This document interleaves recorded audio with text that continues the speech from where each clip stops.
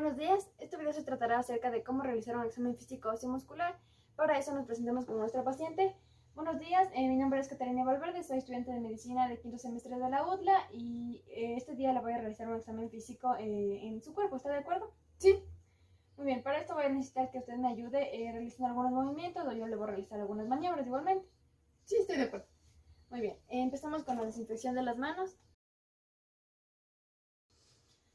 Muy bien, como siguiente paso tenemos que, antes de evaluar cualquier articulación, tenemos que visualizar la postura de nuestra paciente y ver cualquier movimiento involuntario que ésta tenga. Igualmente, antes de visualizar y de realizar las maniobras para cada articulación, tenemos que preguntar al paciente si tiene algún dolor. ¿Tienes algún dolor ahorita en cualquier parte de tu cuerpo? No. Igualmente, en cualquier parte del examen me comentas si es que tienes dolor. Ya. Vamos a comenzar con la articulación temporomandibular. Ponte frente a mí, por favor. Para eso tenemos que comenzar con la inspección y tenemos que visualizar la presencia de lesiones cutáneas, si es que existieran cicatrices, lesiones o la presencia de masas o deformidades. Para la palpación tenemos que tocar la apófisis mastoides, el hueso temporal y preguntar al paciente si existiera cualquier presencia de dolor. De igual manera, para las maniobras y los rangos de movimiento, le pedimos al paciente que por favor mueva toda su mandíbula por favor hacia adelante en protracción, hacia atrás en retracción, que por favor abra y cierre la boca. De igual manera a los lados. Para comenzar con la evaluación del hombro tenemos que igualmente realizar la inspección y visualizar cualquier lesión cutánea, deformidad, masa o cicatriz que pudiera existir. Esto lo realizamos desde la parte anterior, desde la parte lateral y desde la parte posterior. Muy bien, muchas gracias. De igual manera tenemos que palpar algunas estructuras como son el acromio, la espina de la escápula,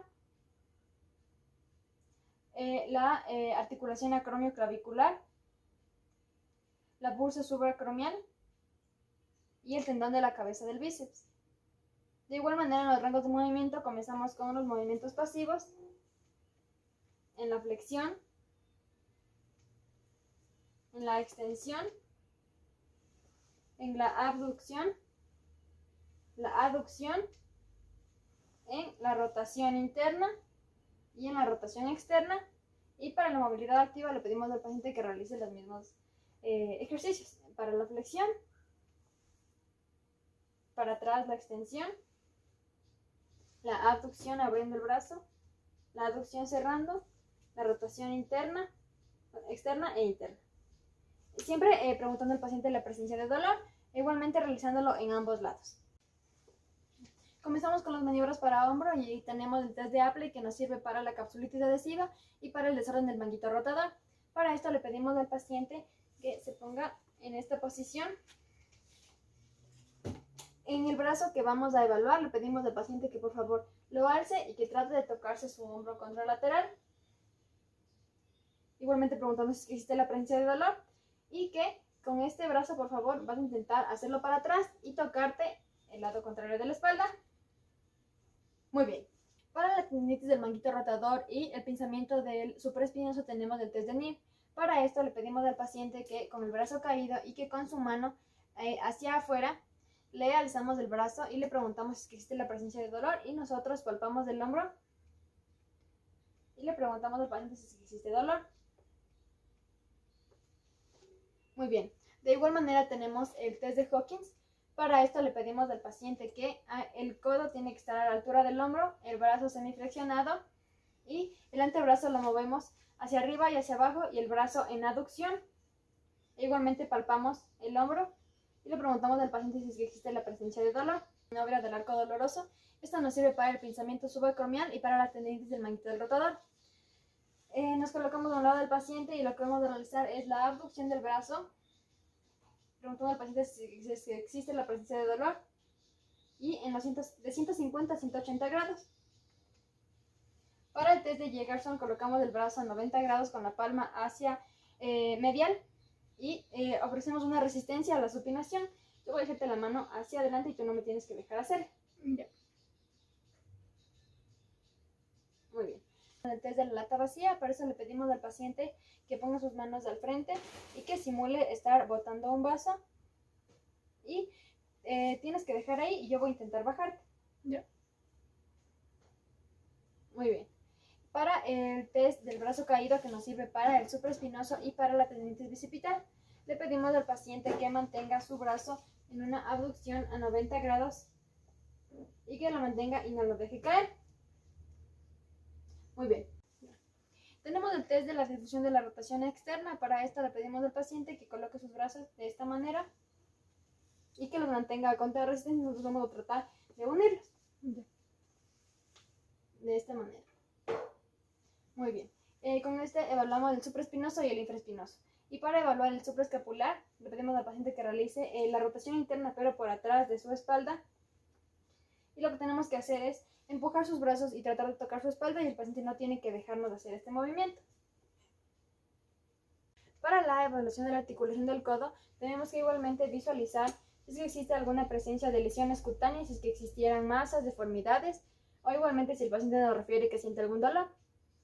Para esto tenemos que visualizar además la bursitis doble craneana que se encuentra en la parte posterior y evaluar que no existiera dolor o edema o tumefacción.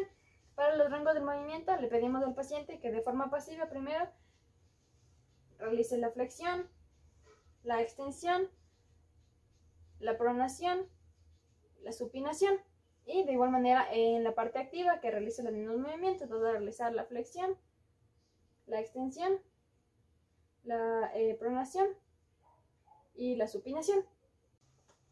Para la articulación de la mano comenzaremos de igual manera con la inspección, y en esto tenemos que visualizar cualquier presencia de lesión cutánea que existiera, cualquier deformidad, masa que pudiéramos visualizar, o si el paciente tiene, por ejemplo, una contractura de Dupuytren o cualquier tipo de atrofia. Después de esto, para la palpación, tenemos que palpar los procesos estiloides del radio y del cúbito que están en la muñeca. Igualmente, el retináculo flexor, el retináculo extensor, las articulaciones metacarpo-falángicas y las interfalángicas. Y por último, la tabaquera anatómica.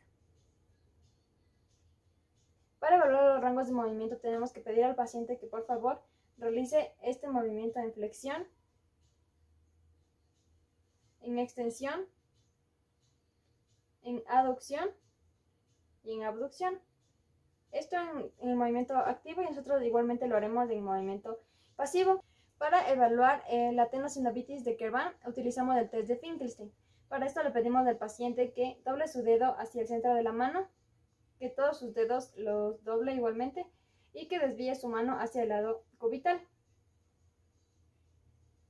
Y que nos diga si existe la presencia de dolor en esta parte de aquí. No. Las maniobras para descartar el túnel carpiano son las siguientes. El síndrome del abductor del pulgar. Le pedimos al paciente que ponga su mano en posición lateral y que por favor este dedo vas a moverlo de esta manera. Y lo verificamos que pueda realizarlo contra resistencia. Muy bien. Para el test de Follen le pedimos al paciente que ponga los dorsos de sus manos juntos y que lo sostenga ahí durante 60 segundos. Si es que el paciente nos refiriera que existe dolor, es el test dispositivo. De igual manera, el test de Tinel, para esto tenemos que percutir en toda el área del trayecto del nervio e igualmente preguntarle al paciente si existe dolor o una debilidad o amortiguamiento en su mano.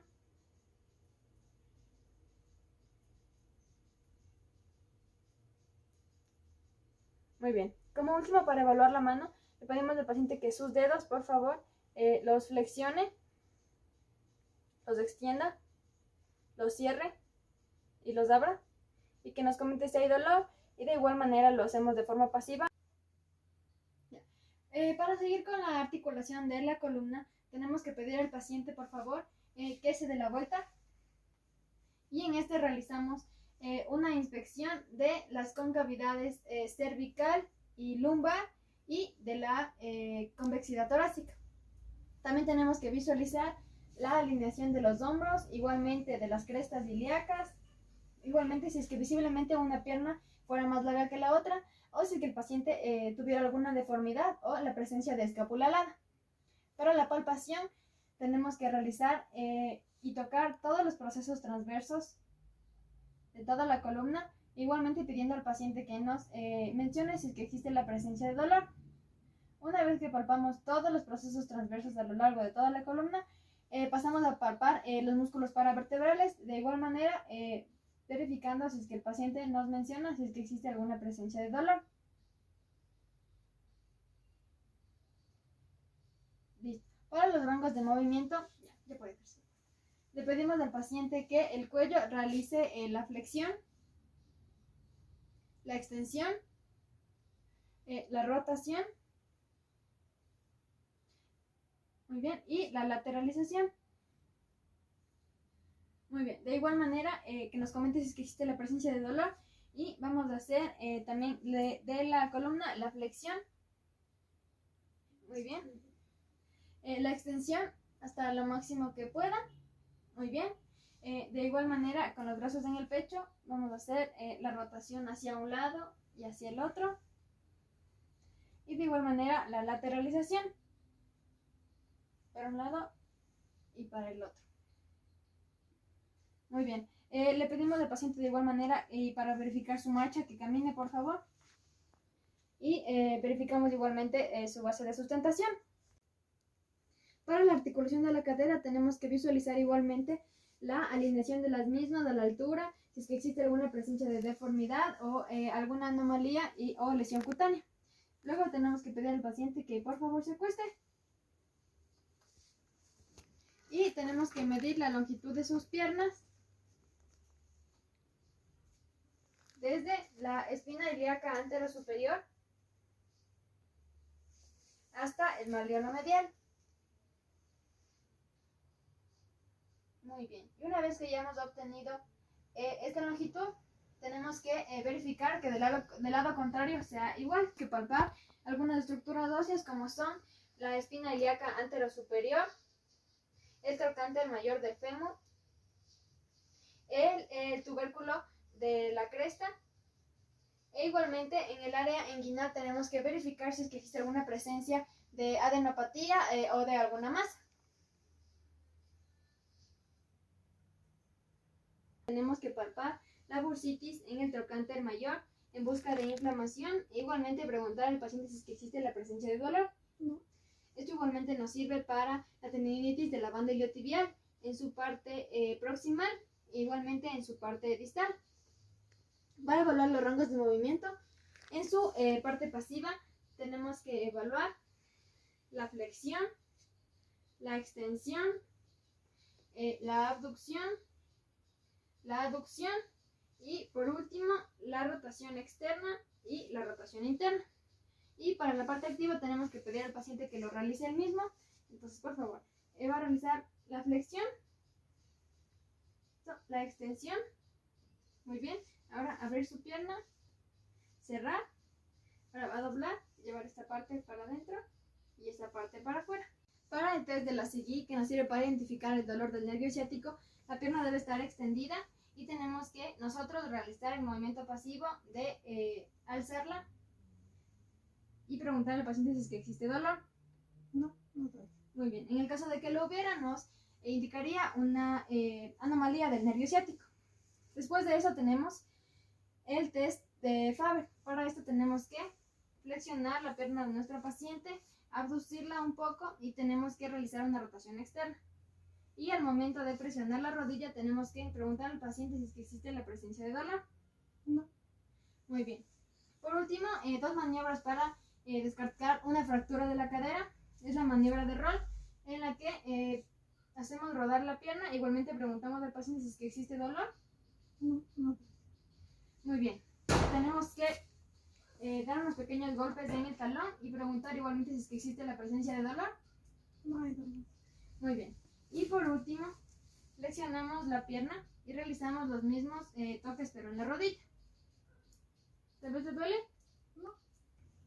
Para la evaluación de la articulación de la rodilla, de igual manera tenemos que visualizar que exista una simetría, que si es que existe la presencia de lesiones cutáneas, de alguna masa, de alguna deformidad, y que éstas se encuentren niveladas a la misma altura.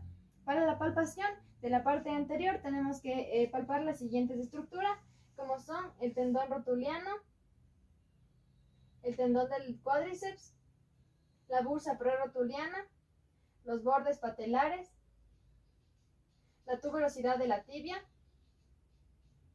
y los espacios infrapatelares y suprapatelares. En la parte medial tenemos que palpar los músculos de la pata de ganso, la meseta tibial interna, la bursitis anserina y por último el ligamento colateral medial. De igual manera, preguntando al paciente si es que existe algún dolor al realizar esta palpación. ¿No?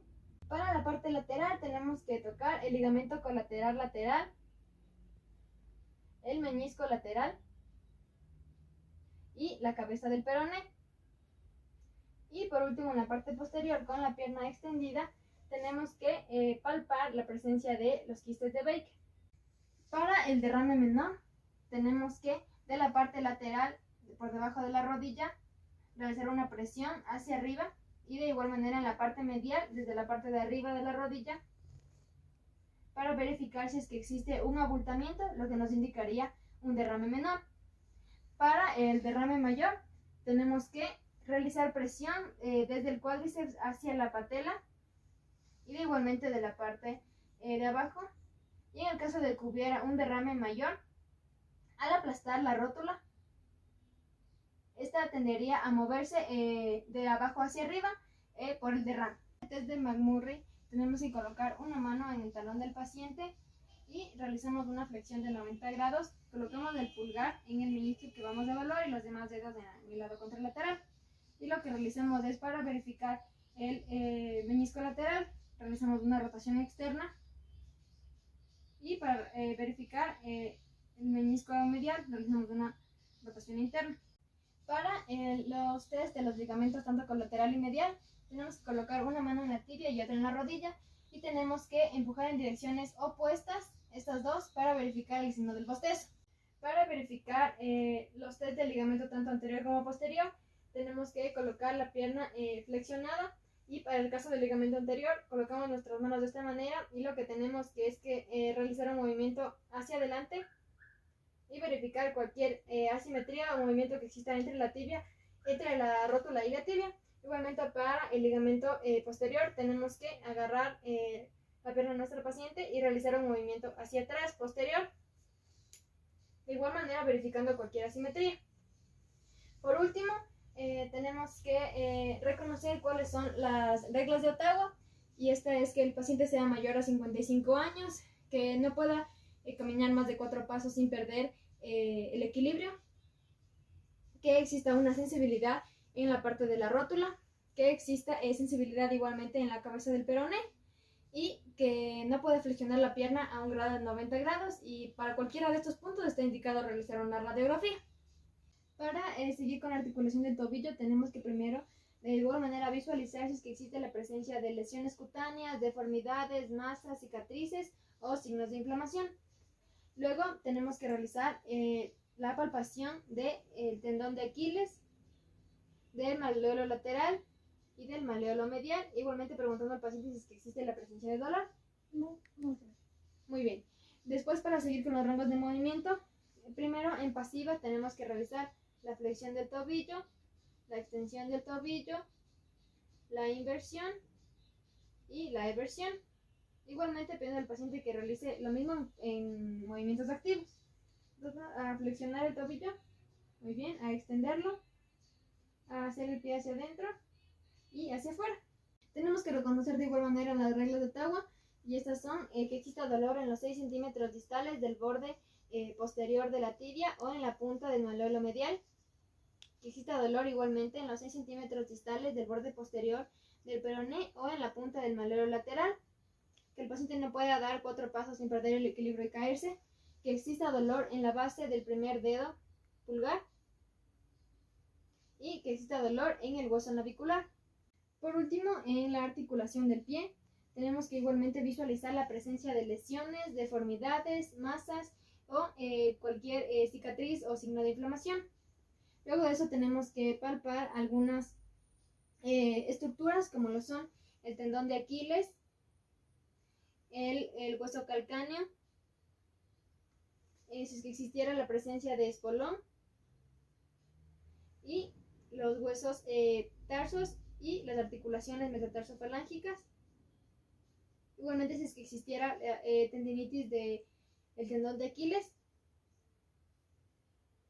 o si es que existiera una compresión del túnel metatarsiano. Tal vez existió dolor en alguna de las partes que le toqué. No. Muy bien. Para los rangos de movimiento tenemos que pedir al paciente que por favor en activa y pasiva que flexione sus dedos, que extienda sus dedos. Muy bien, ahora flexionar sus dedos y extender sus dedos. Ya, muy bien. Por último, para terminar, realizamos la desinfección de las manos. Y le agradecemos a nuestros pacientes por toda su colaboración y su tiempo.